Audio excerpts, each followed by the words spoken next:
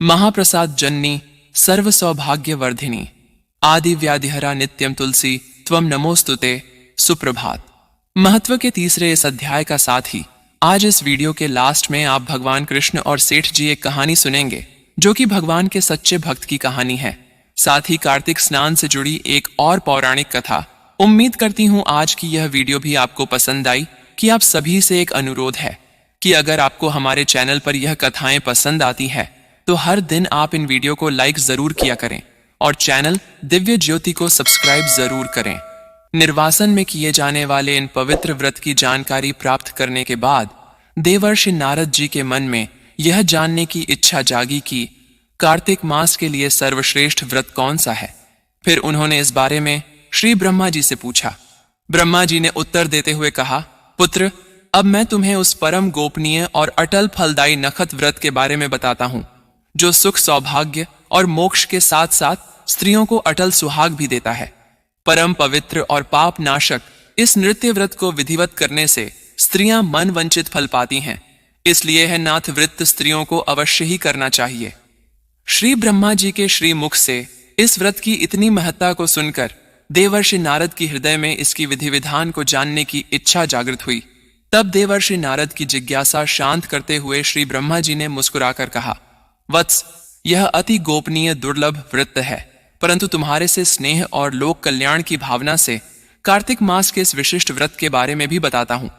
व्रत करने वाला अश्विन शुक्ल पूर्णमासी को प्रातः कल उठकर शौच आदि से निवृत्ति होकर दांत मंजन करें। इसके अनुसार 2 नदियों के संगम नदी, सरोवर, कुंड या फिर कुएं पर या फिर घर में ही स्नान करें। व्रत के एक दिन पहले सर नहीं धोए और व्रत वाले दिन विधि पूर्वक स्नान करें, अर्थात सर से स्नान करें और पवित्र भावना से विधाता का स्मरण करें। फिर व्रत का संकल्प इस प्रकार करें कि ही जगत के रचयिता और कर्ता, आप कृपा करके मेरे पतिदेव की रक्षा और मेरी संतान की वृद्धि कीजिए। फिर सूर्य जाप करके सूर्य देव को नतमस्तक होकर प्रणाम करें। उसे दिन सुंदर वस्त्र और आभूषण धारण करें और फिर दिन में भोजन अथवा जलपान कदापि नहीं करना चाहिए। पूरे दिन निराहार रहकर भजन कीर्तन और पूजा में अपना दिन बिताना चाहिए। यहां पर देवर्षि नारद को श्री ब्रह्मा जी आश्रम पूर्णिमा, जिससे श्रद्ध पूर्णिमा और कोजागरा पूर्णिमा भी कहते हैं, उसके विधि विधान के बारे में बताते हैं और यह व्रत हर सुहागन महिला को करना चाहिए। मैं इसके पूजन विधि के बारे में बताता हूं। देवी श्री ब्रह्मा जी ने कहा कि सायंकाल में श्री विष्णु की चांदी के पत्र में दूध डालकर पूजा करनी चाहिए। प्रतिमा अपने समर्थ के अनुसार सोने, चांदी, तांबे या फिर मिट्टी की बना सकते हैं। फिर उसे लाल या फिर पीले वस्त्र पहनाएं। फिर विधि विधान से पूजा करें। चांदी के बाद में रखे हुए दूध को सोने की मथनी से अथवा अपनी समर्थ के अनुसार लकड़ी की मथनी से मथें। साथ ही यह प्रार्थना करें कि ही श्री हरि मुझे भोग आदि के लिए गौ प्रदान करके मेरी संपत्ति की वृद्धि करिए। मेरे पति देव को धन धन युक्त और चिरायु कीजिए और बहुत से दास दसियन प्रदान कीजिए। इसके बाद ब्राह्मणों को भोजन कारण और अपने कुल के व्रत और वृद्धों को बहुत स्वादिष्ट भोजन कर कर उनकी आत्माओं को तृप्त करें। फिर तारों को देखकर स्वयं भी भोजन करना चाहिए। यह व्रत सभी प्रकार के पापों का नाश करने वाला, समस्त कामनाओं को पूर्ण करने वाला और ज्ञानी पुरुषों को मुक्ति देने वाला है। भगवान जप तप और तीर्थ स्नान से उतने प्रसन्न नहीं होते जितने कि इस व्रत से हो जाते हैं। जो इस दिन श्री हरि के आगे कपूर जलता है उसको बड़े वर्षों और गांव के दान का फल प्राप्त होता है और उसके कई कुल बैकुंठ लोक में वास करते हैं। जो केसर और कस्तूरी सहित कपूर अर्पित करता है उसके कई वंश के लोग बैकुंठ लोक को प्राप्त हो जाते हैं। जो स्त्री वस्त्र दान करती है वह कपड़े के सूत्रों की लड़ी के बराबर करोड़ वर्ष वैकुंठ लोक में वास करती है। जो इस दिन गहने दान करती है उसी ब्रह्मलोक की प्राप्ति होती है। जो स्त्री हृदय में श्री हरि का नाम लेती है और मस्तक पर निर्माण धारण करती है वह सदैव सौभाग्यवती और पतिव्रता बनी रहती है। इस व्रत को अश्विन शुक्ल पूर्णमासी को स्नान पूजन करने के साथ ब्राह्मणों को भोजन और वृतजनों का पूजन अवश्य करना चाहिए। सायकाल श्री हरि का पूजन करने के बाद प्रार्थना करें कि ही श्री हरि, यह व्रत मैंने आपके निमित्त किया है, अतः इसमें किसी प्रकार की कोई कमी हो तो उसको आप स्वयं ही पूरी कर लें। श्री ब्रह्मा जी ने यह भी कहा कि इस व्रत को करने की तो बात ही क्या, जो इस दिन इस व्रत कथा को पढ़ या सुन ले उसको भी अश्वमेधव यज्ञ के फल की प्राप्ति हो जाती है। इस प्रकार देवर्षि नारद को व्रत का महत्व बढ़ाकर कुछ क्षण के लिए श्री ब्रह्मा जी मौन हो गई। इसके आगे का वृतांत आप सभी आने वाले अध्याय में सुनेगा। अब सुनिए भगवान कृष्ण और उनके सच्चे भक्त सेठ जी की कहानी। इस कहानी के अनुसार मथुरा में एक संत रहते थे। उनकी बहुत सारी शिष्या भी थीं और उन्हें कारोबार के सिलसिले में दूर देश की यात्राएं भी किया करते थे और एक बार वह अपने घर से बाहर ही रहा करते थे। एक बार वह अपने कारोबार के सिलसिले में कन्नौज गए। कन्नौज जाकर उन्होंने अपने लिए खुशबूदार इत्र खरीदे, क्योंकि कन्नौज अपने खुशबूदार इत्रों के लिए बहुत प्रसिद्ध है। उन्होंने इत्र की एक बहुत महंगी शीशी संत को भेंट करने के लिए खरीद ली। अब कुछ दिनों के बाद सेठ जी जब वापस अपना काम खत्म करके लौटे तो अगले दिन वह संत की कुटिया पर उनसे मिलने के लिए गए, लेकिन उस समय संत महाराज कुटिया में नहीं थे। उन्हें के आसपास रहने वाले शिष्यों से पूछा तो पता चला संत महाराज तो यमुना नदी किनारे गए हैं। ध्यान और स्नान करने के लिए जब सेठ ने यह सुना तो वह चल दिए। घाट की तरफ घाट पर पहुंचे तो देखा संत महाराज तो घुटने पर पानी में खड़े होकर यमुना नदी में कुछ देख रहे हैं। और संत महाराज यमुना नदी में कुछ इस तरह से देख रहे थे कि उन्हें अपने आसपास की सुधि नहीं रही। उन्हें नहीं पता कि उनके आसपास क्या हो रहा है और यमुना नदी की तरफ देखकर वह मंद मुस्कुराए भी रहे थे। इस प्रकार जब उन्होंने बहुत दूर से संत को वहां खड़ा हुआ देखा तो भागकर सेठ के पास पहुंचे, प्रणाम करके कहने लगे, संत महाराज जी, मैं आपके लिए कन्नौज से इत्र की एक शीशी लेकर आया हूं। संत ने कहा, अच्छा ये तो बहुत अच्छी बात है, लाओ मुझे दो। तब सेठ ने इत्र की शीशी संत के हाथ में दे दी। अब सेठ जी बड़े प्रसन्न सोचने लगे, शायद मेरा लाया हुआ इत्र संत महाराज को बहुत पसंद आ गया है। उधर संत महाराज ने तुरंत वो शीशी खोली और सारा का सारा इत्र डाल दिया यमुना जी में।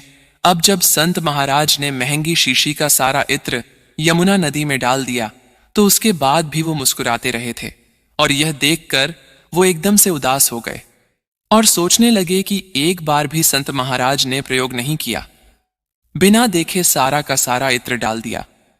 यमुना में सेठ जी ये सारा का सारा दृश्य देखकर बहुत उदास खड़े हुए, लेकिन उन्होंने कुछ बोला नहीं और चुपचाप उदास मन से वापस अपने घर लौट गई। अब कई दिन तक सोचते रहते हैं कि मेरा लाया हुआ इतना महंगा इत्र संत महाराज ने सूंघा तक नहीं, प्रयोग तक नहीं किया और बर्बाद कर दिया। काफी दिनों के बाद जब उनकी उदासी कुछ काम नहीं आई तो वो वापस फिर से संत महाराज की कुटिया में उनके दर्शन करने के लिए चले गए। अब जब वहां पहुंचे तो उन्होंने देखा संत महाराज तो कुटिया में अकेले ध्यान लगाए हुए बैठे, एकदम शांत और आंखें बंद, और उनके होंठ कोई भजन गुनगुना रहे थे। आहट हुई तो उन्होंने आंखें खोलकर देखा तो द्वार पर सेठ जी खड़े हुए थे। प्रसन्न होकर संत महाराज ने उन्हें अपने पास बुला लिया और कहने लगे, आओ सेठ जी, मैं तो तुम्हारा ही इंतजार कर रहा था। उस दिन तुम्हारा इत्र तो बहुत बड़ा काम कर गया। सेठ संत महाराज की तरफ देखने लगे, फिर पूछने लगे।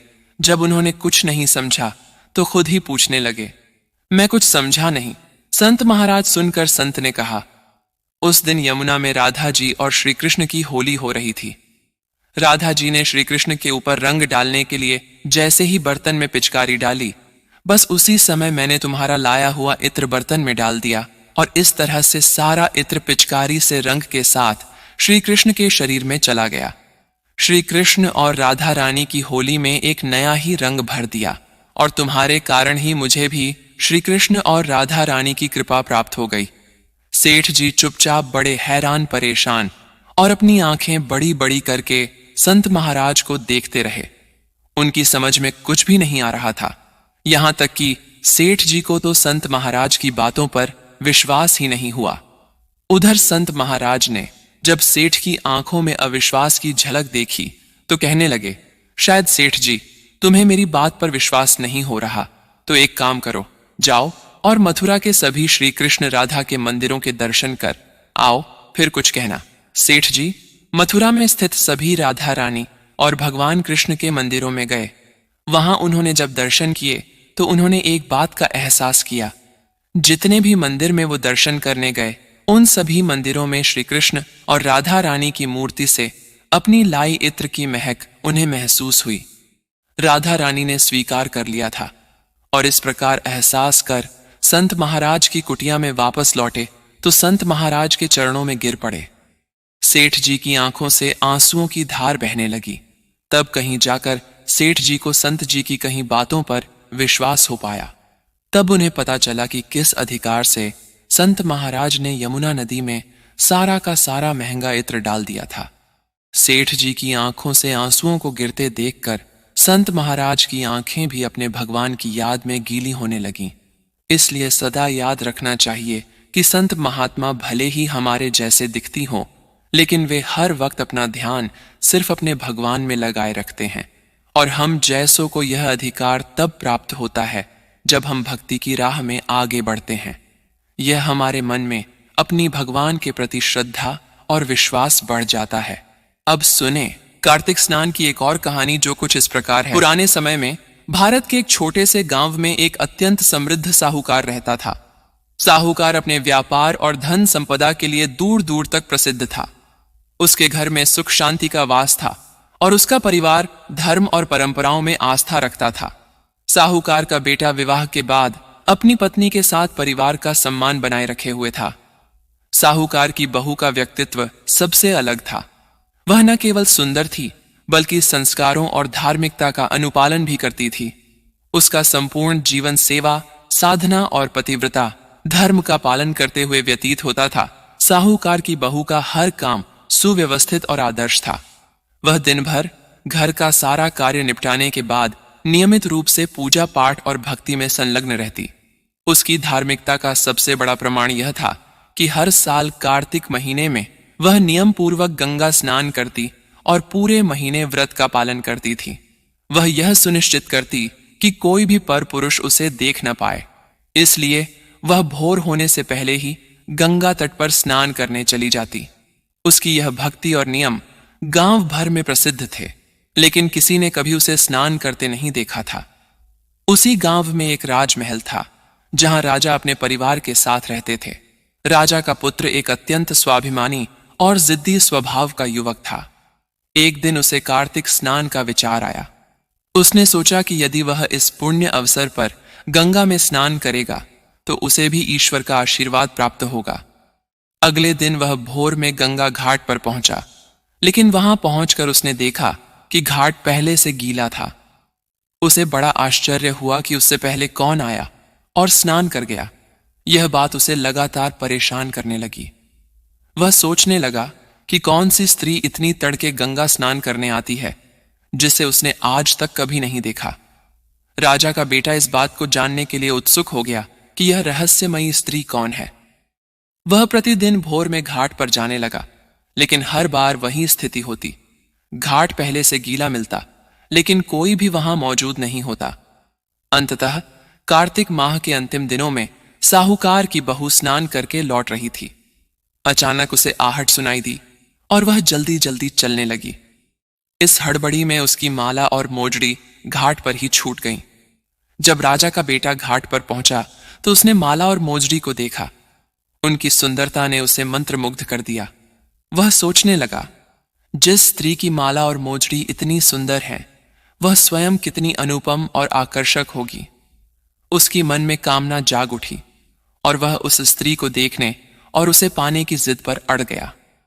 अपने अहंकार और बुरी नीयत के कारण राजा के बेटे ने पूरे गांव में घोषणा करवा दी, जिस स्त्री की ये माला और मोजड़ी हैं, वह 5 रातों के भीतर मेरे पास आकर इन्हें ले जाए, अन्यथा उसे अपमानित होना पड़ेगा।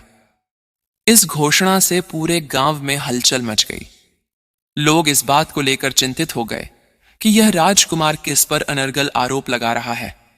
साहूकार की बहू इस घटना से बहुत व्यथित हुई, लेकिन उसने साहस नहीं खोया।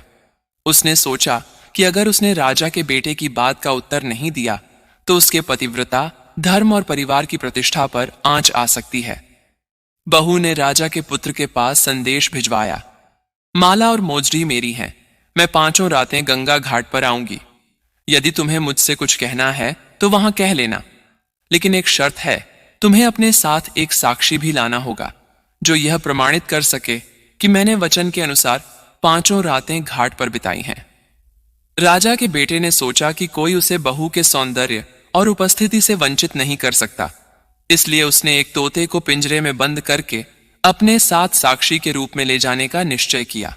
वह तोते को घाट के एक पेड़ पर टांग कर खुद वहीं बैठ गया ताकि बहू के आगमन पर उसका साक्षात्कार कर सके।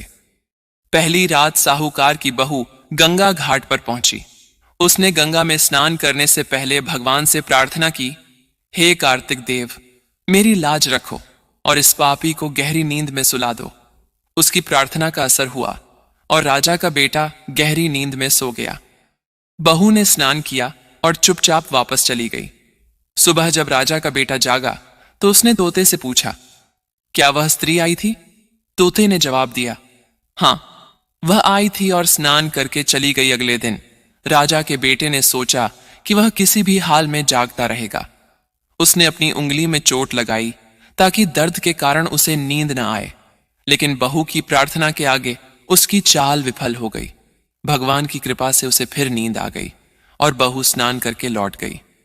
तीसरी रात राजा के बेटे ने आंखों में मिर्ची डालकर बैठने की योजना बनाई, लेकिन उसकी यह कोशिश भी नाकाम रही। चौथी रात उसने बिना बिस्तर के ठंडे फर्श पर बैठकर जागने का प्रयास किया, लेकिन बहू की प्रार्थना के आगे वह फिर हार गया। पांचवीं और अंतिम रात राजा का बेटा अंगीठी जलाकर बैठा ताकि गर्मी के कारण उसे नींद न आए। बहू ने उसी भक्ति और निष्ठा से प्रार्थना की और भगवान ने उसकी लाज रखी। राजकुमार गहरी नींद में सो गया। जब बहू ने स्नान पूरा कर लिया और जाने लगी तो उसने तोते से कहा, इस पापी से कहना कि मेरी माला और मोजड़ी मेरे घर भिजवा दे। 5 रातें पूरी हो चुकी हैं। सुबह जब राजा का बेटा जागा और तोते से सारा हाल सुना तो उसे अपने पाप का बोध हुआ। उसी समय वह गंभीर रोग कोढ़ से ग्रस्त हो गया। राजा ने ब्राह्मणों को बुलवाकर इसका समाधान पूछा तो उन्होंने कहा, यह रोग तभी दूर होगा जब यह युवक साहूकार की बहू को अपनी धर्म बहन माने और उसके स्नान के जल से स्वयं को पवित्र करे। राजा ने साहूकार के घर जाकर क्षमा मांगी और अपने पुत्र का प्रायश्चित करवाया। साहूकार की बहू के स्नान के बाद बचे जल से राजा के पुत्र ने स्नान किया और धीरे धीरे उसका रोग ठीक हो गया। यह धर्म परायण कहानी आपको सीख देती है कि सच्चे धर्म का पालन करने वालों की सदैव विजय होती है और अधर्मी को अंततः अपने कर्मों का फल भोगना पड़ता है। अगर आपको यह वीडियो पसंद आई हो तो वीडियो को लाइक करके शेयर कीजिएगा, और अगर आपने हमारा चैनल दिव्य ज्योति को अब तक सब्सक्राइब नहीं तो जल्दी से सब्सक्राइब करके कमेंट बॉक्स में लिख दें, भगवान विष्णु की जय मां लक्ष्मी।